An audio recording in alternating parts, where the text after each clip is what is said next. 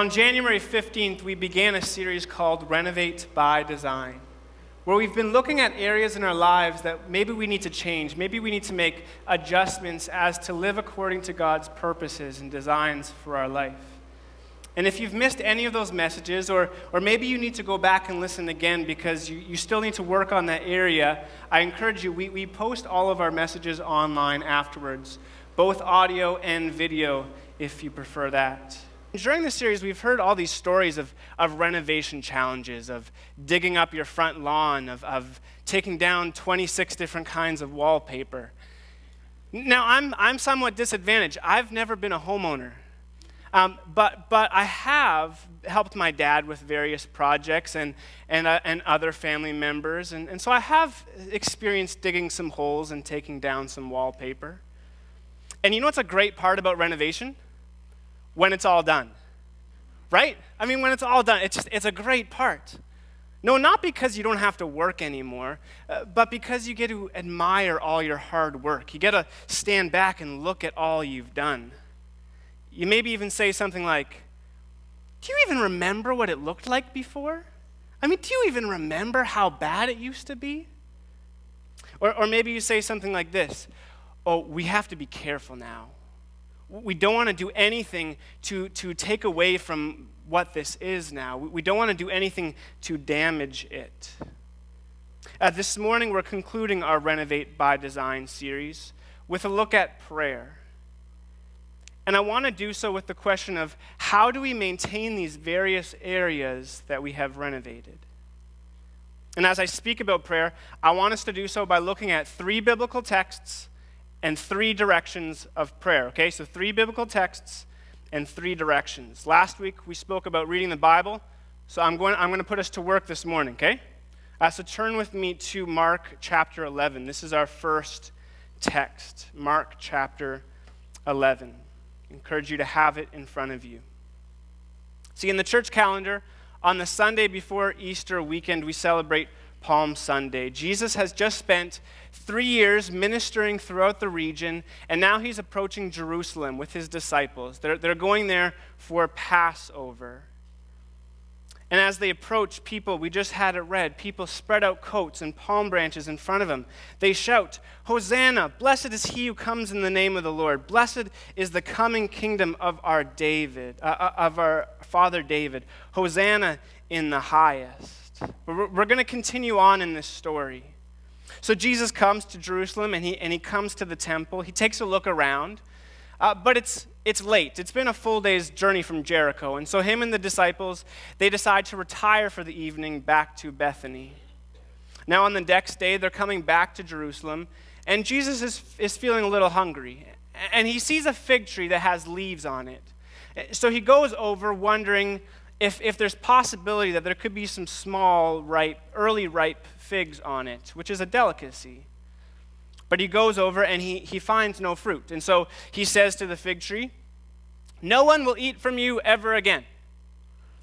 And the disciples, they find this to be a little bit odd. I mean, it is a bit odd. I mean, the disciples know this isn't the time of the year for full figs to be grown.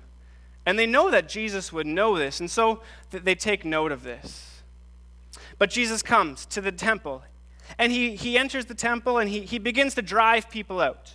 He begins to flip over tables. He doesn't even let people walk through who are carrying a basket. Now we've pictured this in our minds before. This is quite a scene. He's causing some chaos here. But remember, Jesus came to the temple the night before. He looked around. So he's not acting impulsively here. Do you know the term hangry? Have you heard that term before? It's not a Greek term, don't worry. It means when you're so hungry you become angry. Have you ever been hangry? Don't put your hand up.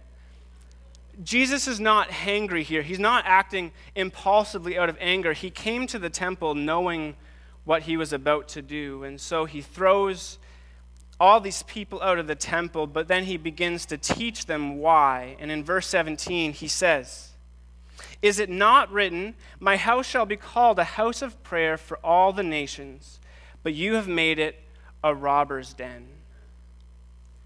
So Jesus teaches the people why he has just thrown all these people out. But what does his teaching mean? He's telling them that there's a purpose to this house, this temple, but they've changed that purpose out. They're misusing it. They're using it for something else. And so we need to ask ourselves this morning, well, what is the purpose? Why is it to be called a house of prayer? And this takes us to our second text. So we're going to come back to Mark chapter 11, so you can put your finger in or a bookmark or whatever you need to do. And we're going to go over to 1 Kings chapter 8. 1 Kings chapter 8, because in this scene, we find King Solomon. He's completed the building of the temple, and now he's addressing the nation of Israel. But what should we have in our mind as background information for this event? Well, in Genesis, God calls a man named Abram before he becomes Abraham, and he says, I'm going to make you a mighty nation through whom I'm going to bless all other nations. And this happens. He becomes a mighty nation, but then they're found to be under slavery in Egypt. God brings them out of Egypt. He delivers them from slavery, and Passover, that ceremony, that religious festival that Jesus is celebrating, is the remembering of how God brought his people out of Egypt. And so this group, they enter into the desert, and they come into covenant with God, meaning God will be their protector. He will deliver them. He will guide them. And the Israelites are to do things for God in return, right? Moses goes up to the mountain. He gets these 10 commandments. And in all of this, God is saying, I am setting you apart as a nation. You are to be different from all other nations. And one of those differences is I will be present among you. And so God gives them instructions on how to build a tabernacle, this tent, that would sit in the center of their camp as they traveled through the desert. And in the center of this tabernacle was the Holy of Holies. Inside of there, they held the Ark of the Covenant. Now, the Ark was this chest in which sat the 10 Commandments. Inside of it was this agreement between God and the nation. And so the Israelites, they build this tabernacle, and as they bring the Ark of the Covenant into the center, God's presence descends as a cloud upon it. And this cloud guides them as they wander through the desert. So now a number of years later, the Israelites have their own nation. They're trying to figure out what that looks like, what that means. And King David wants to build a permanent house for God's presence among the nation. But it's his son, his successor Solomon, who gets the task of building the temple. And so he gathers together all these people to build it. They're actually given divine wisdom and skill in order to build the temple. And upon completion, Solomon orders that the Ark of the Covenant be brought into the Holy of Holies. And as they leave, God's presence descends as a cloud on the temple, just as it had with the tabernacle. And after all of this, Solomon addresses the nation. He recounts the story of God, about how God brought the Israelites out of Egypt. He spreads his hands towards heavens, and he prays a prayer of dedication over this temple. And that's what's happening here in this chapter. I'm going to read from you verses 27 through 30. But will God indeed dwell on the earth? Behold, heaven and the highest heaven cannot contain you. How much less this house which I have built? Yet have regard to the prayer of your servant and to his supplication, O Lord my God, to listen to the cry and to the prayer which your servant prays before you today, that your eyes may be open towards this house night and day, toward the place which you have said, my name shall be there, to listen to the prayer which your servant shall pray toward this place. Listen to the supplication of your servant and of your people Israel when they pray toward this place. Hear in heaven your dwelling place. Hear and forgive. In his prayer, he's asking that God would answer the calls of the Israelites as they turn to this temple, as they turn to the dwelling place of God, that both night and day, God would listen to the prayers of his people. And so here we get our first direction. We turn upwards to God. Solomon recounts God's greatness. It was God that brought the Israelites out of Egypt. In verse 23, he says, "O Lord, the God of Israel, there is no God like you in heaven above or on earth beneath." He stretches his hands out towards heavens. He turns himself to the Lord, and he prays a prayer of awe and adoration. And so we too are to turn to God, but we don't do this simply because God is great. We do this out of dependency. So William Barclay defines prayer this way: prayer is an act of dependence. See, Solomon, after those verses I read, goes into all these examples of when to pray. If someone sins, when the nation is defeated, when there's no rain, when there's famine, when they go to battle, when they sin. All of these reasons, because in all things they are to turn to God because they are dependent upon Him. They're not dependent upon others or upon themselves. But Solomon's prayer also doesn't speak of prayer as a one-time thing, as if you do it and then you're done. It's something that happens night and day. Night and day. And this is because we are to be dependent upon God each day. I've heard my dad quote this many times over the year. A day without prayer is a boast against God. Okay? A day without prayer is a boast against God. We would be quick to remember the Lord's Prayer. Give us today our daily bread. Our daily bread, not our weekly bread, but our daily bread. Why? Because we are to trust and depend upon God each day. As the Israelites, they've been brought out of Egypt and they're wandering through the desert. God provides food for them from heaven each day. But they start storing up that food for the next day and it spoils. Why? Because God was telling them, no, you are to depend upon me each day. You are not to depend upon yourself. You're supposed to depend upon me each day. So each day we turn to God, but in all things we also turn to God.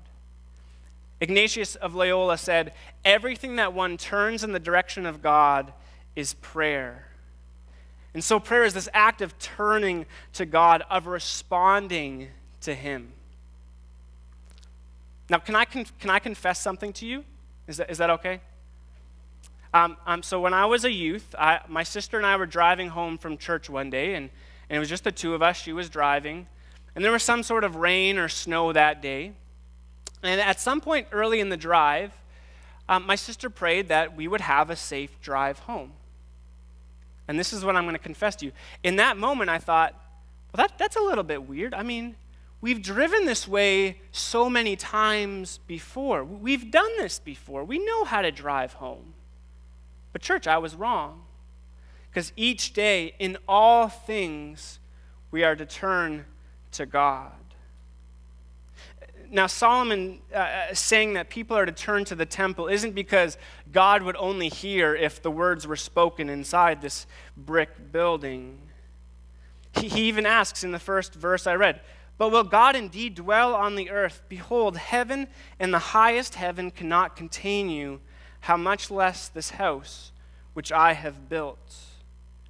The Hebrew mind understood that God dwelled in the heavens, and that the heavens were vast, but the heavens were also near. The Hebrew poets would say, the heavens are your throne, the earth your footstool. And the temple was the specific place where God allowed His presence to overlap with earth and dwell among His people. And so the Israelites are to turn to God's presence. And we can see this happen. Jonah, when he's in the belly of the fish, he directs his prayer to God's holy temple, his cry for help. And so our prayer is a turning towards God. And Solomon dedicates the temple that it would be used this way, used for people coming, turning to God and calling upon Him for help. So let's go back to chapter 11 of Mark. We come back to Jesus in the temple, and we can understand why He's upset. He clears out the temple because it's being misused. People are not coming to turn to God. They're coming because it's a marketplace. Like it's making profit. There's all of these other things going on. I wonder, what gets in the way for us? What gets in the way of prayer for us? Perhaps it's our busy schedules. Church, we're busy. Our lives are busy. We have to go to work. We have to get errands. We have to take the kids to all these activities. Our lives are busy. And maybe because of that, we become too easily distracted. We sit down to pray, but our mind wanders. This was my biggest struggle growing up.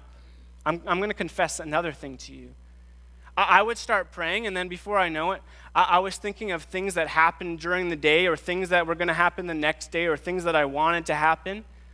And then I'd have this sudden realization, oh, I was praying, as if I forgot. Do we lack focus in prayer? Or maybe at times, have we lost our sense of dependence upon God? Of our need for God each day? Church, I think this is one of the biggest struggles for us living in North America in 2017, is that we're too self-dependent. We're too autonomous. We're called to depend upon God each day. Or how about, in what ways do we misuse prayer? Because the religious leaders here probably think that they're offering somebody a service. They're offering somebody a money exchange so that they can buy things for sacrifice. But instead, they're crowding the space and they're making a profit off of it. Have we at times turned prayer into a way of bargaining with God? Of trying to make a profit of that interaction? Of simply trying to get blessed? You see, the temple is being used for all of these other things, and it's crowded, and so Jesus clears them out because they're not using it for its proper purpose. And Jesus says to them, "Is it not written, 'My house shall be called a house of prayer for all the nations,' but you have made it a robber's den?" Is it not written? Jesus is reminding them, it is written. And so here we are going to turn to our third text, Isaiah chapter 56. Isaiah chapter 56. We are going to come back to Mark chapter 11 in a moment. Because Jesus is quoting from here, from verse 7, the end of verse 7. "For my house will be called a house of prayer for all the peoples." But what's the context of what he is quoting in this poem? In verse 1 it starts, "Thus says the Lord, preserve justice and do righteousness, for my salvation is about to come and my righteousness to be revealed." So God declares, my salvation is near. And then he goes into these statements about a blessed person. See, a person is blessed if they do these things, and these things are really about preserving justice and doing righteousness. But in this list, we find an invitation to the foreigner, to the one who doesn't know the Lord, but who comes and joins themselves to the Lord. Verse 7 in its entirety reads, "Even those I will bring to my holy mountain and make them joyful in my house of prayer. Their burnt offerings and their sacrifices will be acceptable on my altar. For my house will be called a house of prayer for all the peoples." God choosing for himself a people was never to exclude others. It was to be a light to the other nations, an invitation to the other nations. Abraham was going to become a mighty nation through whom God would bless all other nations. And in Solomon's prayer of dedication, I skipped over something. In verses 41 to 43, one of his examples of prayer is that when the foreigner comes, turns and prays toward this house, that God would hear their prayer in order that all the people of the earth may know your name. And so this temple is to be available, this house is to be available to the person who doesn't know God. And here we get our second direction. We turn outward to people. Our prayers are never to be selfishly driven, only for ourselves. Church, we are to intercede on the behalf of others, praying for their needs, that they would be healed and find God's salvation. Prayer is not self-focused, but our prayer should always be home to the person who does not know God. Why? That all the people of earth may know your name. How often does your prayer time include others who don't know God? How often does your prayer time include those who you're praying that they would come to know God? And again, this is why Jesus is clearing out the temple. See, these people were taking space in the outer court. The outer court was there for the Gentiles. That's where the Gentiles, the non-Jewish people, were able to come and turn to God. This was the space where they were welcome, that they were made joyful in prayer, as we read in Isaiah. But instead, all of these people are making a profit off of them. They're taking up their space from those who are needing and wanting to come. And so coming back to Mark chapter 11, Jesus clears the temple and he teaches them, no, this is to be a house of prayer for all nations. But the story continues. Mark continues the story. So in the evening, they leave the city. The next morning, they're coming back, and they pass by that same fig tree. But now they notice it's withered from the roots up. And Peter goes, Jesus, you said that to the fig tree. Look, it's dead. And Jesus says to him, well, yeah. If you pray it, it will happen. Jesus says, have faith in God. And I'm sure we know this passage. It's inspiring. Verse 24, therefore I say to you, all things for which you pray and ask, believe that you have received them, and they will be granted you. But Jesus continues on in the same tone.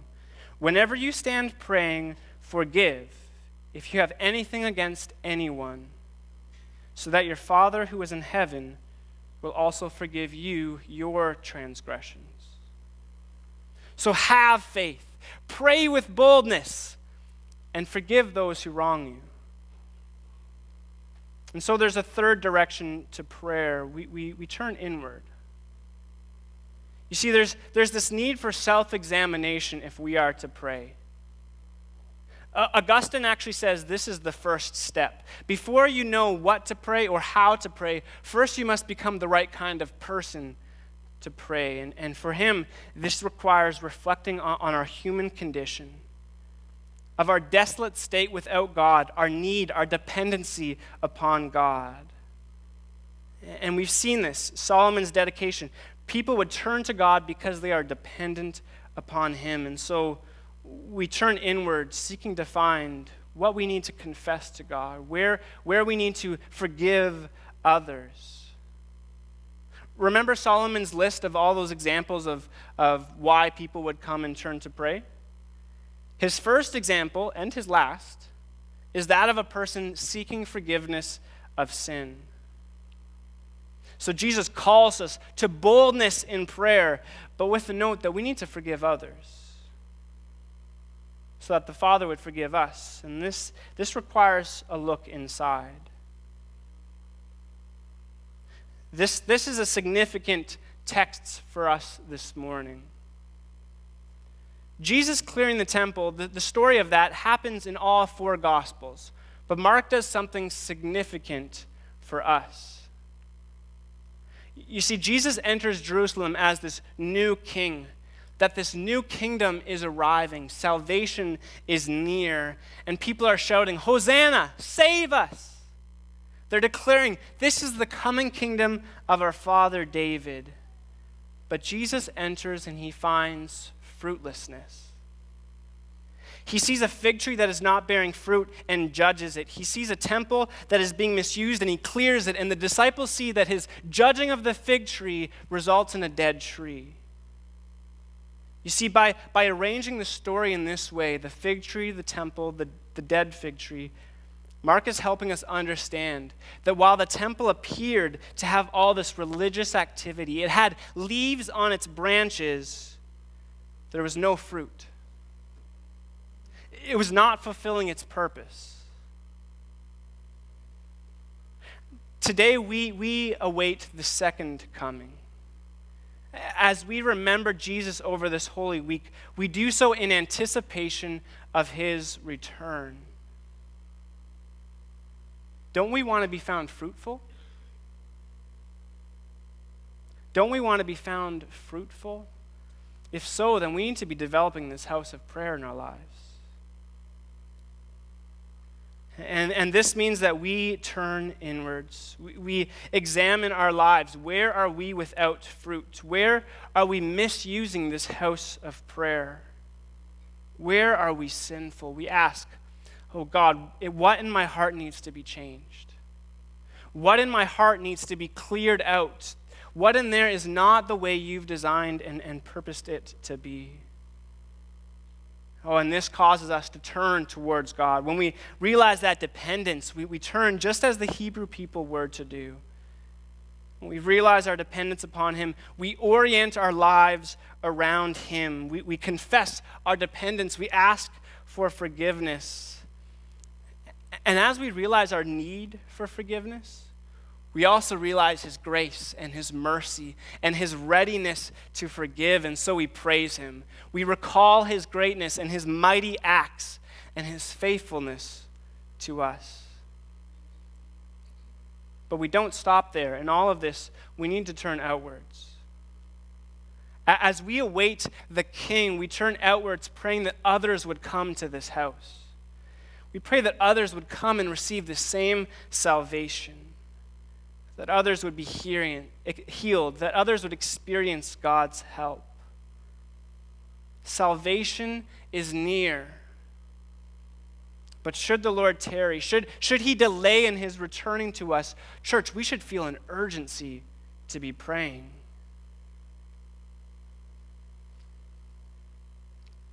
Pastor Josh's application points from last Sunday would fit perfectly for this week's sermon as well. But instead of plagiarizing, let's discuss just a couple other important ways, practical ways that we can live this out. See, church, if we're looking to either renovate our prayer life, or if we're looking to maintain these other areas that we've maintained, that we've renovated, then what do we need to do? What do we need to do in order to make that happen?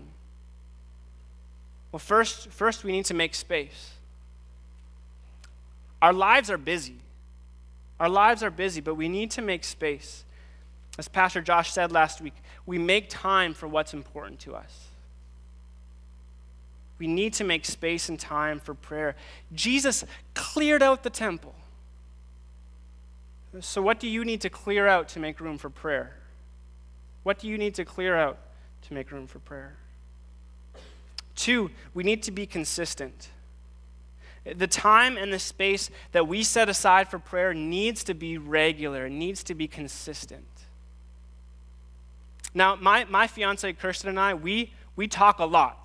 Like we text throughout the day, we talk each day. We're constantly in communication.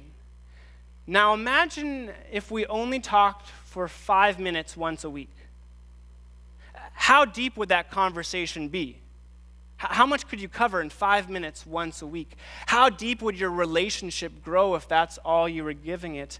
Church, our prayer life, that space that we set aside needs to be consistent. We need to be in it each day, night and day. We need to consistently turn to God. And third, we need to persevere. Listen, I know how it goes. We realize that we need to work on an area of our life, of ourselves, and at first we try it for a few days, but maybe at first it doesn't give us the desired effect. We don't change overnight, and so other things start creeping into that space again. Things come up. We give them attention, and before we know it, we've kind of given up. But we need to persevere in this. As the music team returns for our time of response, let me tell you a quick story to illustrate this last point. There was this man. He lived in the 1600s. His name was Brother Lawrence of the Resurrection. And he's known for developing the practice of the presence of God. You see, throughout his entire day, he would strive to focus his attention on God's holy presence. And that whenever his mind wandered from it, he would return. He would return to thinking and dwelling on God's presence. He did this unsuccessfully for some time. Just trying it, unsuccessful, kind of miserable, just trying. Guess how long it took him? He tried for 10 years unsuccessfully. For 10 years, he tried unsuccessfully, but then he found a breakthrough where suddenly it became this rewarding experience, that all that work of consistently turning to God, of striving to focus on his presence, suddenly it broke through for him. Was he some famous theologian or an important priest? No. He was a lay brother at a monastery, but he worked in the kitchen. He worked repairing shoes, doing menial tasks. Church, we need to persevere in prayer. We need to not just say, I'm going to try this for a few days. No, this needs to be a lifelong habit that we strive for, that we continually work towards. By the way, if you struggle with keeping your thoughts focused during prayer, he wrote that if you pay attention to God's presence through your day, it'll help you when you're praying at night. It'll help you keep focused because throughout the day, you're already thinking and recalling God's presence. Each week at the close of our service, we make space and room for prayer. We take a few minutes, we open up this altar space at the front of the auditorium. We invite you to come and pray for anything that's going on in your life. Whether it's physical needs, emotional needs, relational needs. Today is no difference. We're going to sing a song, and as we do so, please come forward, receive prayer. Someone will stand alongside of you and pray with you, declare God's promises as we turn towards him. But this response time is for all of us. Even if you don't come up to the front, we need to take this time. You're here. You have this time and space. We need to take this moment and turn ourselves to God and to remember our dependence upon him and seek after him together.